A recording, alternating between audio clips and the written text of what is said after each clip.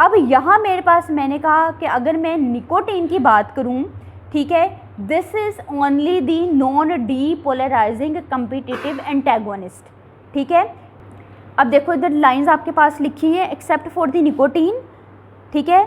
अगर मैं बात करूँ एक्सेप्शंस की, जितनी मेरे पास ड्रग्स थी except the higher doses of the nicotine and the acetylcholine esterases, जितनी मेरे पास ड्रग्स थी, these were the non depolarizing competitive antagonist.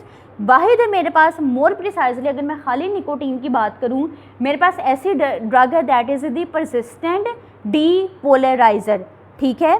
अब जी इसमें क्या होगा कि अल्टीमेटली चाहे किसी भी कैटेगरी की बात करूं, मेरे निकोटीनिक रिसेप्टर ब्लॉक हो रहे हैं और मेरे पास जो रिस्पॉन्सेज हैं दीज आर अनप्रेडिक्टेबल, क्योंकि सिंपैथेटिक और पैरासिम्पैथेटिक दोनों गैंग्लिया की ब्लॉकेज हो रही है।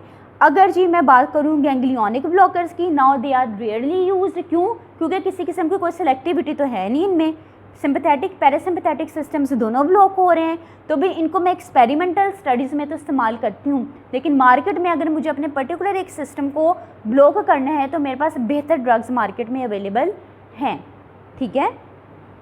निकोटीन, निकोटीन मेरे पास बच्चों कहाँ प्रेजेंट है? That is present in the cigarette smoke, ठीक है। अगर मैं निकोटीन की बात करूँ, दिस इज़ दी परसिस्टेंट डीपोलराइजर, जिसने जो आपके गैंग्लिया को ब्लॉक करना है। भाई सबसे पहले इसने क्या किया, परसिस्टेंट डीपोलराइजर है, सबसे पहले इसने क्या स्टिमुलेशन करवा दी, उसके बाद इसने क्या कह दिया, आपके गैंग पैरालिसिस करवा दिया आपके सारे के सारे गैंग्लिया की। यही है ना मोड ऑफ एक्शन जो अभी डिस्कस किया। बेस के स्टिमुलेटरी इफेक्ट हैं, क्यों स्टिमुलेटरी इफेक्ट हैं? Because of the increase release of the neurotransmitter. कौन सा न्यूरोट्रांसमीटर? भाई अगर मैंने कहा ना परसिस्टेंट डीपोलराइजर, ओवर स्टिमुलेशन होगी, निकोटीनिक रिसेप्टर ओपन हो गए, ज़्यादा से ज़्यादा सोडियम की इन्फ्लक्स हुई। भाई अगर मेरे ये जो गैंग्लिया थे इसके निकोटीनिक रिसेप्टर एक्टिवेट हो रहे थे, तो ये रिलीज कौन सा न्यूरोट्रांसमीटर कर रहे थे?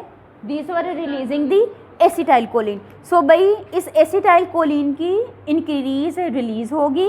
इसके अलावा जी अगर एसिटाइलकोलिन की रिलीज इंक्रीज हुई, इसने आगे जाके पोस्ट गैंग्लियोनिक न्यूरॉन्स के ऊपर काम किया, तो हो सकता है भी आगे जाके पोस्ट गैंग्लियोनिक न्यूरॉन्स की स्टिमुलेशन की वजह से अब मेरी बॉडी में डोपामीन, एपिनेफ्रीन और नोर एपिनेफ्रीन का लेवल भी बढ़ गया है। ऐसा ही है।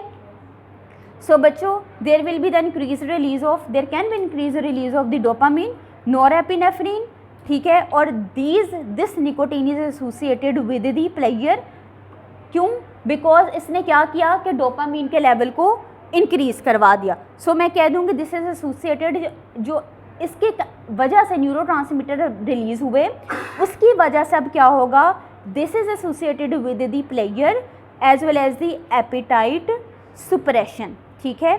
मेरे पास कंक्लूजन ये आ गया कि निकोटीन ने गैंग्लिया को क्या किया, स्टिमुलेट किया, परसिस्टेंट डीपोलराइजेशन करवा दी, जिसकी वजह से अब there is ultimately the blockage. अगर मैं मसल्स की बात करूं तो भाई देर इज़ रिलैक्सेशन, ठीक है। सो ओवरऑल रिस्पॉन्स आपके पास क्या है, फिजियोलॉजिकल सिस्टम में क्या आएगा, स्टिमुलेटरी और इनहिबिटरी मिक्स्ड किस्म के इफेक्ट्स आएंगे because of the nicotine. For example there will be the increase in blood pressure, there will be increase in the heart rate या cardiac rate because of the release of the epinephrine and norepinephrine, जो कि अभी हम लोगों ने discuss किया, because of the release of the epinephrine norepinephrine by the adrenal medulla, क्योंकि वहाँ भी तो निकोटीन के रिसेप्टर्स थे ना आपके। सो भाई देर will be increase peristalsis. Peristalsis क्या है? वेव लाइक कॉन्ट्रैक्शन है ना जो आपके फूड को आगे मूव करती हैं। There will be increase secretions. Higher doses में क्या हुआ, अब जी मैंने निकोटीन की डोज दे दी तो मेरे पास ये इस किस्म के इफेक्ट्स आए।